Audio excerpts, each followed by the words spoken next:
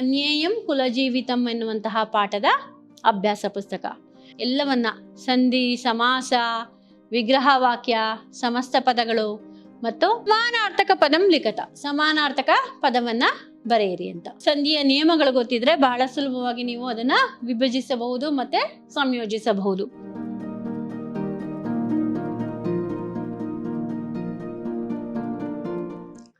ಶ್ರೀ ಗುರುಭ್ಯೋ ನಮಃ. ಹರಿಃ ಓಂ. ಭವತಾಂ ಸರ್ವೇಷಾಮಪಿ ಪ್ರಥಮ PUC ಸಂಸ್ಕೃತ ಕಕ್ಷ್ಯಾಂ ಪ್ರತಿ ಸ್ವಾಗತಂ.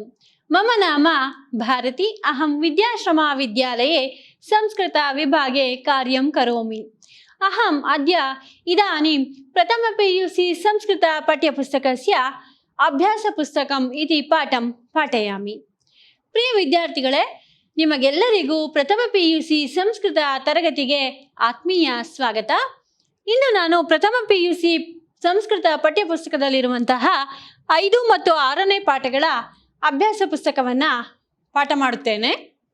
ಈ 5 ಮತ್ತು 6ನೇ ಪಾಠಗಳ ಅಭ್ಯಾಸ ಪುಸ್ತಕಗಳು ಹಿಂದಿನ ಪಾಠಗಳಂತೆಯೇ ಇರುತ್ತೆ. ಹಿಂದಿನ ತರಗತಿಗಳಲ್ಲಿ ನೀವು ಯಾವ ರೀತಿ ಅಭ್ಯಾಸ ಪುಸ್ತಕಗಳನ್ನು ಅಧ್ಯಯನವನ್ನು ಮಾಡಿದ್ರೆ ಅದೇ ರೀತಿ 5 ಮತ್ತು 6ನೇ ಪಾಠ, ಈ ಪಾಠಗಳ ಅಭ್ಯಾಸ ಪುಸ್ತಕಗಳ ಕಡೆ ಗಮನವನ್ನು ಕೊಡೋಣ ಮಕ್ಕಳೇ. ಪುರತಃ ಗಚ್ಚಾಮಃ. 5ನೇ ಪಾಠ ಯಾವುದು? ಮಹರ್ಷಿ ವಚನ ಪಾಲನಂ. 6ನೇ ಪಾಠ ಯಾವುದು? ಕನ್ಯೇಯಂ ಕುಲಜೀವಿತಂ. ಈ ಪಾಠಗಳಲ್ಲಿ ಬರುವಂತಹ ವ್ಯಾಕರಣಾಂಶವನ್ನೇ ಆಯ್ದುಕೊಂಡು ಕೊಟ್ಟಿರುವಂತಹ ಅಭ್ಯಾಸ ಪುಸ್ತಕ. ಅರ್ಥ ಆಯ್ತಾ ಮಕ್ಕಳೇ? ಇಲ್ಲಿ ಮೊದಲನೇದಾಗಿ ಸಂಧಿಂ ವಿಭಜತ ಅಂದ್ರೇನು? ಸಂಧಿಯನ್ನ ವಿಭಜಿಸಿ ಬರೆಯಿರಿ. ಸಂಧ್ಯೇವ, ಸಂಧ್ಯಾ ಪ್ಲಸ್ ಇವ ಸಂಧ್ಯೇವ. ಪುನರಪಿ, ಪುನಃ ಪ್ಲಸ್ ಅಪಿ ಪುನರಪಿ. ಪುನಃ ಪ್ಲಸ್ ಅಪಿ ಪುನರಪಿ. ಪ್ರಸಾದ ಲೇಬೆ, ಪ್ರಸಾದಾತ್ ಪ್ಲಸ್ ಲೇಬೆ ಪ್ರಸಾದಾತ್ ಲೇಬೆ ಪ್ರಸಾದ ಲೇಬೆ. ಏನಾಗುತ್ತೆ? ನೀವು ಪ್ರತಿಯೊಂದು ಪದವನ್ನ ಗಮನಿಸಿ ನೋಡಿ ಮಕ್ಕಳೇ. ನೀವು ಇದಕ್ಕೆಲ್ಲ ಸಂಧಿಯನ್ನ ಯಾವ ಸಂಧಿ ಅಂತ ಬರೆಯದೇ ಇದ್ರೂ ಕೂಡ ನೀವು ಪರೀಕ್ಷೆಯಲ್ಲಿ ನಿಮಗೆ ಸಂಧಿಯನ್ನ ಬಿಡಿಸುವುದಕ್ಕೆ ಗೊತ್ತಿರಬೇಕು, ಸಂಧಿಯನ್ನ ಸೇರಿಸುವುದಕ್ಕೆ ಗೊತ್ತಿರಬೇಕು. ಇವೆರಡು ಗೊತ್ತಿರಬೇಕು ಅಂದ್ರೆ ನಿಮಗೆ ಅದು ಯಾವ ಸಂಧಿಯ ನಿಯಮ ಅನ್ನೋದು ತಿಳಿದಿರ್ಬೇಕಾಗತ್ತೆ. ಹಾಗಾಗಿ ಸಂಧ್ಯಾ ಪ್ಲಸ್ ಇವ ಅನ್ನುವಾಗೇನು, ಅಲ್ಲಿ ಅಕಾರಕ್ಕೆ ಇಕಾರ ಪರವಾದಾಗ ಏಕಾರ ಬಂತು. ಯಾವ ಸಂಧಿ ಆಗುತ್ತೆ? ಗುಣಸಂಧಿ ಆಗುತ್ತೆ. ಅದೇ ರೀತಿ ಇವೆಲ್ಲವನ್ನ ನೀವು ನಿಯಮಗಳನ್ನ ತಿಳ್ಕೊಂಡಿರ್ಬೇಕು. ಉದಾಹರಣೆಗೆ ಹೇಳಿದ್ದು ತಿಳ್ಕೊಂಡಿರಿ ಮಕ್ಕಳೇ, ಸುಲಭ ಆಗುತ್ತೆ ನಿಮಗೆ. ಪುರತಃ ಗಚ್ಚಾಮಃ. ಸಂಧಿಂ ಯೋಜಯತ, ಸಂಧಿಯನ್ನ ಸೇರಿಸಿ ಬರೆಯಿರಿ. ಸುಲಭವಾಗಿ ಬರೀತೀರಾ ನೀವು ಇದನ್ನ. ಗಾದ ಪ್ಲಸ್ ಈ ತರಹ, ಗಾದೆ ತರಹ. ಅದೇ ರೀತಿ ಏತತ್ತು ಪ್ಲಸ್ ಆಕರ್ಣ್ಯ, ಏತದಾಕರ್ಣ್ಯ. ಪಿಶಿತ ಪ್ಲಸ್ ಅಶನಃ, ಪಿಶಿತಾಶನಃ. ಈ ರೀತಿ ನೀವು ಸುಲಭವಾಗಿ ಸಂಧಿಯನ್ನ ವಿಭಜಿಸುವುದು, ಸಂಧಿಯನ್ನ ಸೇರಿಸುವುದು ಬಹಳ ಸುಲಭವಾಗಿ ಬರೀಬಹುದು. ಪುರತಃ ಗಚ್ಚಾಮಃ. ವಿಗ್ರಹ ವಾಕ್ಯಂ ಲಿಖತ. ಮುಂದಿನದು ಯಾವುದು? ವಿಗ್ರಹ ವಾಕ್ಯವನ್ನ ಬರೆಯುವಂತಹದ್ದು. ಗಾದಿ ನಂದನಃ, ಗಾದೇಹೇ ನಂದನಃ. ಏನಾಗುತ್ತೆ? ವಿಗ್ರಹ ವಾಕ್ಯ ಅರ್ಥ ಆಗ್ತಿದೆಯಾ ಮಕ್ಕಳೇ? ಗಾದಿ ನಂದನಃ ಏನಾಗುತ್ತೆ? ವಿಗ್ರಹ ವಾಕ್ಯ ಬರೆದಾಗ ಗಾದೇಹೇ ನಂದನಃ ಅಂತ ಆಗುತ್ತೆ. ಅದೇ ರೀತಿ ಪ್ರತಿಷ್ಠಾಪಿತ ಧೃತಿಹಿ, ಇದನ್ನ ನೀವು ವಿಗ್ರಹ ವಾಕ್ಯವನ್ನ ಹೇಗೆ ಬರೀತೀರಾ? ಪ್ರತಿಷ್ಠಾಪಿತಃ ಧೃತಿಹಿ ಯಸ್ಯ ಸಹ ಪ್ರತಿಷ್ಠಾಪಿತ ಧೃತಿಹಿ ಅಂತ ಹೇಳ್ತೀರಾ. ಅದೇ ರೀತಿ ಕೌಸಲ್ಯ ಜಾನಿಹಿ, ಕೌಸಲ್ಯಾಯಾಹ ಜಾನಿಹಿ, ಕೌಸಲ್ಯ ಜಾನಿಹಿ ಅಂತ ಬರೀಬೇಕು. ತುಂಬಾ ಸುಲಭವಾಗಿದೆ, ಅರ್ಥ ಮಾಡ್ಕೊಳ್ಳಿ ಮಕ್ಕಳೇ. ಸಮಾಸದ ಪಾಠವನ್ನ ಮಾಡಿದ್ದೇನೆ. ಆ ಪಾಠವನ್ನ ನೋಡಿದ್ರೆ ನಿಮ್ಗೆ ಇದು ಯಾವ ರೀತಿ ವಿಗ್ರಹ ವಾಕ್ಯವನ್ನ ಮಾಡಬೇಕು, ಯಾವ ರೀತಿ ಸಮಸ್ತ ಪದವನ್ನ ಬರೀಬೇಕು ಅನ್ನೋದು ಸುಲಭವಾಗಿ ಅರ್ಥ ಆಗುತ್ತೆ. ಪುರತಃ ಗಚ್ಚಾಮಃ.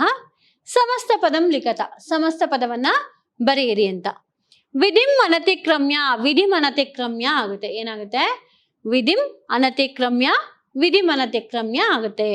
ಅದೇ ರೀತಿ ವೀರಾಣಾಂ ಪಾನಂ ವೀರಪಾನಂ, ವೀರಾಣಾಂ ಪಾನಂ ವೀರಪಾನಂ.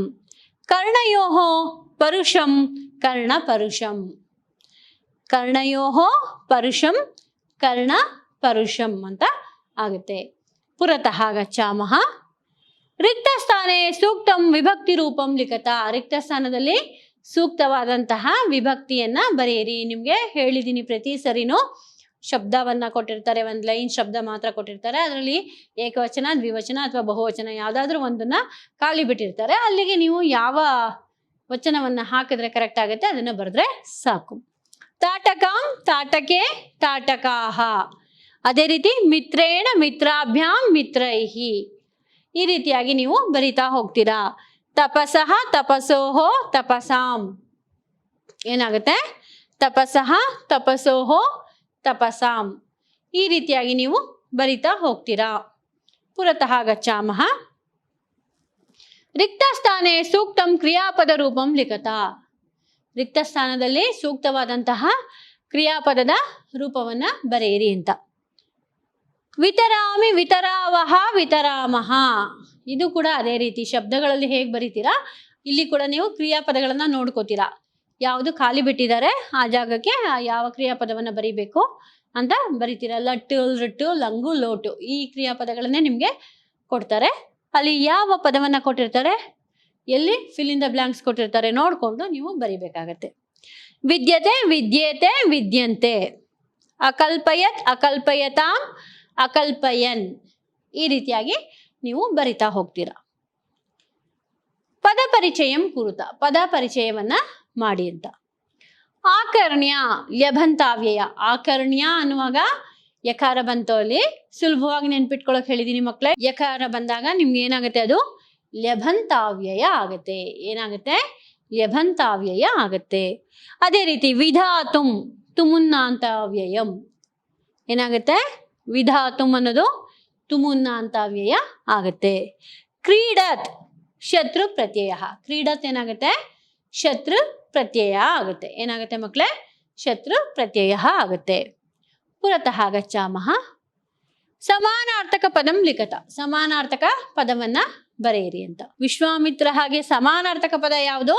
ಗಾದಿನಂದನಃ. ಅದೇ ನಿಮ್ಗೆ ಗಾದಿನಂದನಃ ಅಂತ ಕೊಟ್ಟಾಗ ಏನ್ ಬರೀತೀರಾ?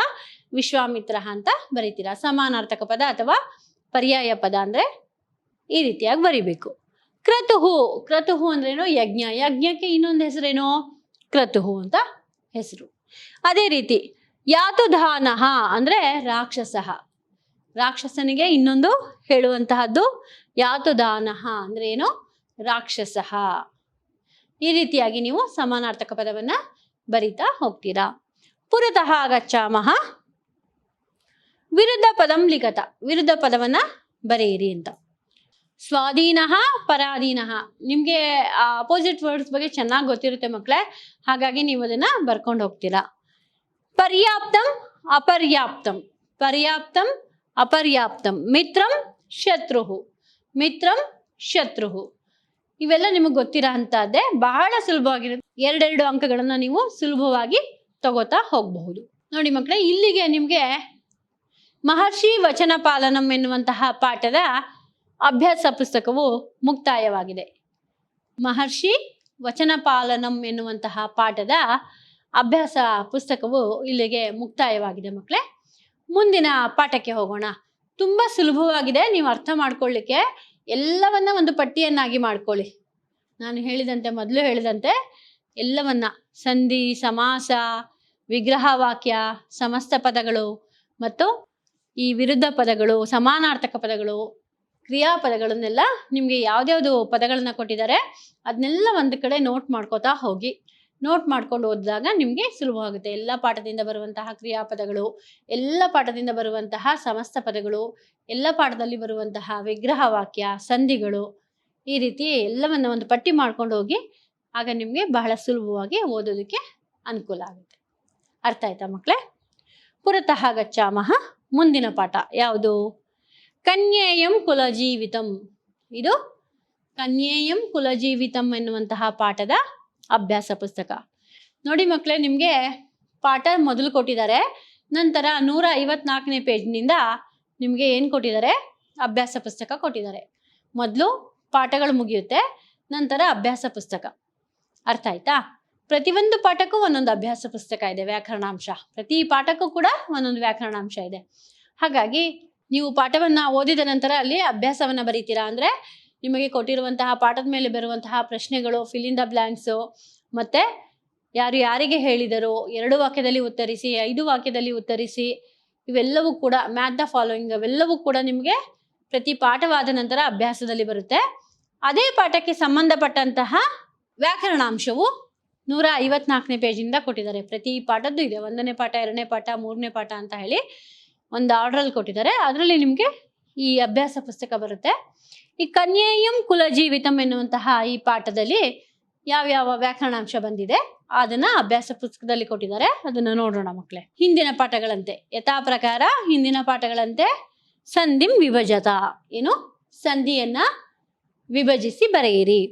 ಭೂಧರೇಶ್ವರ, ಭೂಧರೇಶ್ವರ ಅಂದ್ರೆ ಏನು, ಅದನ್ನ ನೀವು ಸಂಧಿಯನ್ನ ಹೇಗೆ ಬಿಡಿಸ್ತೀರಾ, ಭೂಧರ ಪ್ಲಸ್ ಈಶ್ವರ ಭೂಧರೇಶ್ವರ ಅಂತ ಬಿಡಿಸ್ತೀರಾ. ಏನ್ ಬಿಡಿಸ್ತೀರಾ, ಭೂಧರೇಶ್ವರ ಅಂತ. ಅದೇ ರೀತಿ ಸ್ಯಚ್ಚೇತ್, ಸ್ಯಾತ್ ಪ್ಲಸ್ ಚೇತ್ ಸ್ಯಚ್ಚೇತ್ ಅಂತ ಬಿಡಿಸ್ತೀರಾ. ಏನಾತ್ರ, ಏನ ಪ್ಲಸ್ ಅತ್ರ ಏನಾತ್ರ ಆಗುತ್ತೆ. ಏನಾಗುತ್ತೆ ಮಕ್ಕಳೇ, ಏನ ಪ್ಲಸ್ ಅತ್ರ ಏನಾತ್ರ ಅಂತ ಆಗುತ್ತೆ. ಪುರತಃ ಗಚ್ಚಾಮಃ. ಸಂಧಿಂ ಯೋಜಯತ, ಸಂಧಿಯನ್ನ ಸೇರಿಸಿ ಬರೆಯುವಂತಹದ್ದು. ದ್ವಯೇನ ಪ್ಲಸ್ ಏವ ದ್ವಯೇನೈವ. ಯಾವ ಸಂಧಿ ಆಯ್ತು, ವೃದ್ಧಿ ಸಂಧಿ ಆಯ್ತು. ಸಂಧಿ ಹೆಸರನ್ನ ನೀವು ಬರೆಯಲ್ಲ, ಬಟ್ ನಿಮ್ಗೆ ಈ ನಿಯಮಗಳು ಗೊತ್ತಿರಬೇಕು. ಸಂಧಿಯನ್ನ ಬಿಡಿಸಿ ಬರೆಯುವಾಗ್ಲೂ ಆಗ್ಲಿ, ಸಂಧಿಯನ್ನ ಸೇರಿಸಿ ಬರೆಯುವಾಗ್ಲೂ ಆಗ್ಲಿ, ನಿಮ್ಗೆ ಸಂಧಿಯ ನಿಯಮಗಳು ಗೊತ್ತಿದ್ರೆ ಬಹಳ ಸುಲಭವಾಗಿ ನೀವು ಅದನ್ನ ವಿಭಜಿಸಬಹುದು ಮತ್ತೆ ಸಂಯೋಜಿಸಬಹುದು. ಕನ್ಯಾ ಪ್ಲಸ್ ಇಯಂ ಕನ್ಯೇಯಂ, ಕನ್ಯಾ ಪ್ಲಸ್ ಇಯಂ ಕನ್ಯೇಯಂ. ಭಿಕ್ಷಾ ಪ್ಲಸ್ ಅಸಿ ಭಿಕ್ಷಾಸಿ, ಭಿಕ್ಷಾ ಅಸಿ ಭಿಕ್ಷಾಸಿ. ಇಲ್ಲಿ ಅಕಾರಕ್ಕೆ ಅಕಾರ ಪರವಾಗಿ ಆಕಾರನೇ ಬಂದಿದೆ, ಭಿಕ್ಷಾಸಿ ಆಗಿದೆ. ಯಾವ ಸಂಧಿ ಆಗುತ್ತೆ ಇದು, ಸವರ್ಣ ದೀರ್ಘ ಸಂಧಿ ಆಗುತ್ತೆ. ಕನ್ಯಾ ಪ್ಲಸ್ ಇಯಂ ಕನ್ಯೇಯಂ, ಅಕಾರಕ್ಕೆ ಇಕಾರ ಪರವಾದಾಗ ಏಕಾರ ಬಂದ್ರೆ ಯಾವ ಸಂಧಿ ಮಕ್ಕಳೇ, ಅದು ಗುಣಸಂಧಿ. ಕನ್ಯೇಯಂ ಅನ್ನೋದೇನಾಗುತ್ತೆ, ಗುಣಸಂಧಿ ಆಗುತ್ತೆ. ಇದನ್ನ ನೀವು ನೆನ್ಪಿಟ್ಕೊಂಡಿದ್ರೆ ಒಳ್ಳೆಯದು. ಪುರತಃ ಗಚ್ಚಾಮಃ. ವಿಗ್ರಹ ವಾಕ್ಯಂ ಲಿಖತ, ವಿಗ್ರಹ ವಾಕ್ಯವನ್ನ ಬರೆಯಿರಿ ಅಂತ. ಕುಲಜೀವಿತಂ, ಕುಲಜೀವಿತಂ ಅಂತ ಅನ್ನೋದನ್ನ ವಿಗ್ರಹ ವಾಕ್ಯವನ್ನ ನೀವು ಹೇಗೆ ಬರಿತೀರಾ, ಕುಲಸ್ಯ ಜೀವಿತಂ ಅಂತ ಬರಿತೀರಾ. ಏನ್ ಬರಿತೀರಾ, ಕುಲಸ್ಯ ಜೀವಿತಂ. ಅದೇ ರೀತಿ ಸಪ್ತರ್ಷಯ, ಸಪ್ತಾನಾಂ ಋಷೀಣಾಂ ಸಮಾಹಾರ. ಸಮಾಹಾರ ದ್ವಂದ್ವದಲ್ಲಿ ನೋಡಿದ್ರಿ, ಅಲ್ಲಿ ನೀವು ಮೊದಲನೆಯನ್ನ ಕುಲಸ್ಯ ಜೀವಿತಂ ಕುಲಜೀವಿತಂ ಅದನ್ನ ನೀವು ತತ್ಪುರುಷ ಸಮಾಸದಲ್ಲಿ ನೋಡಿದ್ರಿ, ಅದು ಷಷ್ಠಿ ತತ್ಪುರುಷ ಸಮಾಸ ಆಗುತ್ತೆ. ಅದೇ ರೀತಿ ಸಪ್ತಾನಾಂ ಋಷೀಣಾಂ ಸಮಾಹಾರ ಸಪ್ತರ್ಷಿ ಆಗುತ್ತೆ. ಆ ರೀತಿಯಾಗಿ ನೀವು ಸಮಾಸದ ನಿಯಮಗಳನ್ನ ತಿಳ್ಕೊಂಡಾಗ ಅದು ಯಾವ್ಯಾವ ಸಮಾಸ ಅಂತ ನಿಮ್ಗೆ ಗೊತ್ತಾಗುತ್ತೆ. ಯಾವ ಸಮಾಸ ಅಂತ ನೀವು ಮೆನ್ಷನ್ ಮಾಡೋ ಹಾಗಿಲ್ಲ ಪರೀಕ್ಷೆಯಲ್ಲೇನೋ, ಯಾವುದು ಅಂತ ತಿಳ್ಕೊಂಡಿದ್ರೆ ಬಹಳ ಒಳ್ಳೆಯದು. ನಿಮ್ಗೆ ವಿಗ್ರಹ ವಾಕ್ಯವನ್ನ ಬರೆಯೋಕ್ಕೆ ಗೊತ್ತಾಗ್ಬೇಕು, ಸಮಸ್ತ ಪದವನ್ನ ಬರೆಯೋದಕ್ಕೆ ಗೊತ್ತಾಗ್ಬೇಕು. ವಿಶ್ವಾತ್ಮ, ವಿಶ್ವಸ್ಯ ಆತ್ಮ ವಿಶ್ವಾತ್ಮ, ವಿಶ್ವಸ್ಯ ಆತ್ಮ ವಿಶ್ವದ ಆತ್ಮವೇ ವಿಶ್ವಾತ್ಮ. ವಿಶ್ವಾತ್ಮ, ವಿಶ್ವಸ್ಯ ಆತ್ಮ ವಿಶ್ವದ ಆತ್ಮ ವಿಶ್ವಾತ್ಮ. ಇದು ವಿಗ್ರಹ ವಾಕ್ಯ ಬಹಳ ಸುಲಭವಾಗಿದೆ ಬರೀಲಿಕ್ಕೆ ನಿಮ್ಗೆ. ನಂತರ ಮುಂದೆ ನೋಡೋಣ ಸಮಸ್ತ ಪದ ಹೇಗೆ ಬರೆಯೋದು ಅಂತ. ಸಮಸ್ತ ಪದಂ ಲಿಖತ, ಮುಂದಿನದು ಯಾವುದು, ಸಮಸ್ತ ಪದಂ ಲಿಖತ. ಸದ್ಭರ್ತೃ ಪ್ರತಿಪಾದಿತ ಅನ್ನೋದೇನಾಗುತ್ತೆ, ಸದ್ಭರ್ತೃ ಪ್ರತಿಪಾದಿತ ಅಂತ ಆಗುತ್ತೆ. ನಾ ಪ್ಲಸ್ ಅನ್ಯವಂದಿನಃ ಅನನ್ಯ ವಂದಿನಃ, ನಾ ಪ್ಲಸ್ ಅನ್ಯವಂದಿನಃ ಅನನ್ಯ ವಂದಿನಃ. ಗೃಹಿಣಿ ಏವ ನೇತ್ರಂ ಯೇಷಾಂ ತೇ ಗೃಹಿಣಿ ನೇತ್ರಾಹ. ಏನು, ಗೃಹಿಣಿ ಏವ ನೇತ್ರಂ ಯೇಷಾಂ ತೇ ಗೃಹಿಣಿ ನೇತ್ರಾಹ. ಈ ರೀತಿಯಾಗಿ ನೀವು ಸಮಸ್ತ ಪದವನ್ನ ಬರಿತೀರಾ. ನಿಮ್ಗೆ ತುಂಬಾ ಸುಲಭವಾಗಿರೋದನ್ನೇ ಕೊಟ್ಟಿರ್ತಾರೆ ಮಕ್ಕಳೇ. ಇಲ್ಲಿರೋ ಅಂಥದ್ದೆಲ್ಲ ಬಹಳ ಸುಲಭವಾಗಿದೆ. ನಿಮ್ಮ ವರ್ಕ್ ಬುಕ್ ಅಲ್ಲಿ ಏನಿದೆ ಅದೇ ಪದಗಳನ್ನ ನಿಮ್ಗೆ ಕೊಟ್ಟಿರ್ತಾರೆ, ಸುಲಭವಾಗಿ ನೀವು ಬರಿಬಹುದು. ಪುರತಃ ಗಚ್ಚಾಮಃ. ರಿಕ್ತ ಸ್ಥಾನೆ ಸೂಕ್ತಂ ವಿಭಕ್ತಿ ರೂಪಂ ಲಿಖತ, ಸೂಕ್ತವಾದಂತಹ ವಿಭಕ್ತಿ ರೂಪಗಳನ್ನ ಬರೀರಿ ಅಂತ. ಮುನಿಹಿ ಮುನಿ ಮುನಯಃ, ಯಾವುದಾದ್ರೂ ಒಂದು ಆಪ್ಷನ್ನ ಇಲ್ಲಿ ಬ್ಲಾಂಕ್ ಬಿಟ್ಟಿರ್ತಾರೆ, ನೀವು ಅದನ್ನ ನೋಡ್ಕೊಂಡು ಬರಿಬೇಕು. ಮುನಿಹಿ ಮುನಿ ಮುನಯಃ. ಅಹಂ ಆವಾಂ ವಯಂ, ಅಹಂ ಆವಾಂ ವಯಂ. ಭೂತಂ ಭೂತೆ ಭೂತಾನಿ, ಭೂತಂ ಭೂತೆ ಭೂತಾನಿ. ಪುರತಃ ಗಚ್ಚಾಮಃ. ರಿಕ್ತ ಸ್ಥಾನೆ ಸೂಕ್ತಂ ಕ್ರಿಯಾಪದ ರೂಪಂ ಲಿಖತ, ರಿಕ್ತ ಸ್ಥಾನದಲ್ಲಿ ಸೂಕ್ತವಾದಂತಹ ಕ್ರಿಯಾಪದವನ್ನ ಬರೆಯಿರಿ ಅಂತ. ಮನ್ಯೆ ಮನ್ಯಾವಹೆ ಮನ್ಯಾಮಹೆ, ಏನು ಮನ್ಯೆ ಮನ್ಯಾವಹೆ ಮನ್ಯಾಮಹೆ. ಅಸಿ ಸ್ತಃ ಸ್ಥ, ಶೃಣು ಶೃಣುತಂ ಶೃಣುತ.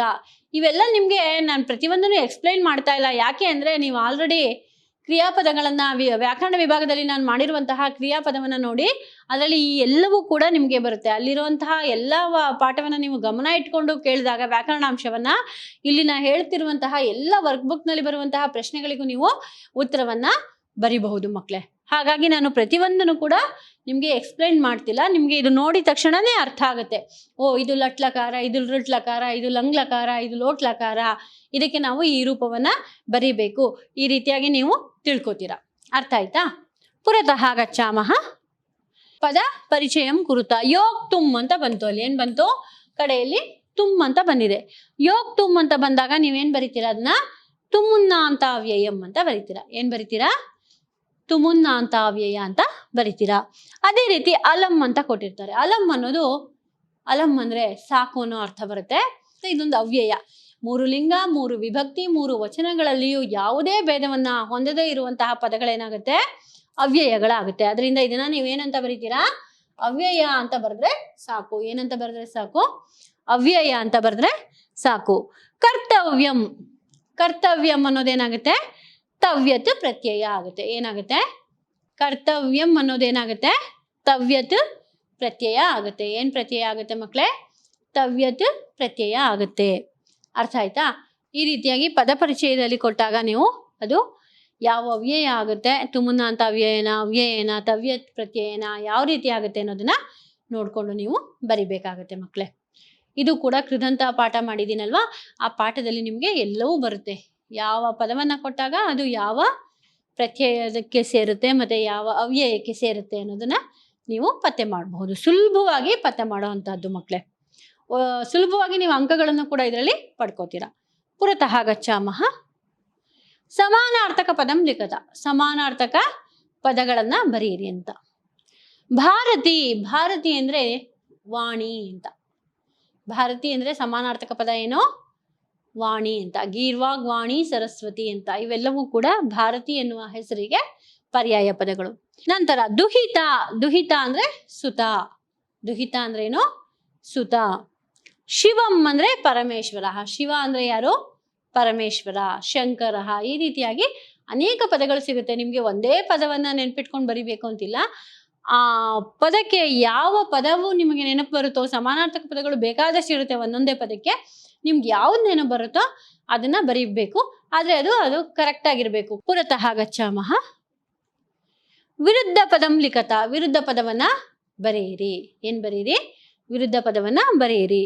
ಸ್ಥಾವರಂ ಜಂಗಮಂ. ಸ್ಥಾವರಂ ಜಂಗಮಂ. ಉತ್ತಮಂ ಅನುತ್ತಮಂ. ಉತ್ತಮಂ ಅನುತ್ತಮಂ. ಆಸ್ತಾ ಅನಾಸ್ತಾ. ಆಸ್ತಾ ಅನಾಸ್ತಾ. ಈ ರೀತಿಯಾಗಿ ನೀವು ವಿರುದ್ಧ ಪದವನ್ನು ಬರಿತಾ ಹೋಗ್ತೀರಾ. ತುಂಬ ಸುಲಭವಾಗಿದೆ ಮಕ್ಕಳೇ ಈ ಅಭ್ಯಾಸ ಪುಸ್ತಕ. ನಿಮ್ಮ ಪ್ರಥಮ PUC ಸಂಸ್ಕೃತ ಪಠ್ಯಪುಸ್ತಕದಲ್ಲಿರುವಂತಹ ಅಭ್ಯಾಸ ಪುಸ್ತಕ ಬಹಳ ಸುಲಭವಾಗಿದೆ. ನೀವು ಪೂರ್ತಿ ಅಂಕಗಳನ್ನು ವ್ಯಾಕರಣಾಂಶದಲ್ಲಿ ಪಡ್ಕೋಬಹುದು. ನಿಮಗೆ ಚಾಯ್ಸ್ ಕೂಡ ಇರುತ್ತೆ. ಇದನ್ನು ನಾನು ಸುಮಾರು ಸತಿ ರಿಪೀಟ್ ಮಾಡ್ತಾ ಇದ್ದೀನಿ. ಯಾಕಂದರೆ ನಿಮಗೆ ಚೆನ್ನಾಗಿ ಇದು ಮನದಟ್ಟಾಗಲಿ, ಸುಲಭವಾಗಿ ಅಂಕಗಳನ್ನು ತೆಗೆದುಕೊಳ್ಳೋ ಹಂಗಾಗಲಿ ಅಂತ. ಅರ್ಥ ಆಯ್ತಾ ಮಕ್ಕಳೇ? ಇಲ್ಲಿಗೆ ಈ ಕನ್ಯೇಯಂ ಕುಲಜೀವಿತಂ ಎನ್ನುವಂತಹ ಪಾಠದ ಅಭ್ಯಾಸ ಪುಸ್ತಕವು ಕೂಡ ಮುಕ್ತಾಯವಾಗಿದೆ ಮಕ್ಕಳೇ. ಇವತ್ತು ನೀವು ಯಾವ್ಯಾವ ಪಾಠದ ಅಭ್ಯಾಸ ಪುಸ್ತಕವನ್ನ ತಿಳ್ಕೊಂಡ್ರಿ? ಮಹರ್ಷಿ ವಚನ ಪಾಲನಂ ಮತ್ತು ಕನ್ಯೇಯಂ ಕುಲಜೀವಿತಂ ಎನ್ನುವಂತಹ ಪಾಠಗಳ ಅಭ್ಯಾಸ ಪುಸ್ತಕಗಳನ್ನು ನೋಡಿದ್ರಿ. ಮುಂದಿನ ತರಗತಿಗಳಲ್ಲಿ ಮುಂದಿನ ಪಾಠಗಳ ಅಭ್ಯಾಸ ಪುಸ್ತಕಗಳ ಕಡೆ ಗಮನವನ್ನು ಕೊಡೋಣ ಮಕ್ಕಳೇ. ಚೆನ್ನಾಗಿ ನೀವು ಅಧ್ಯಯನವನ್ನು ಮಾಡಿ ನಿಮಗೆಲ್ಲರಿಗೂ ಒಳ್ಳೆಯದಾಗಲಿ. ಅಲ್ಲಿಯವರೆಗೂ ಧನ್ಯವಾದ. ಶುಭ ದಿನ.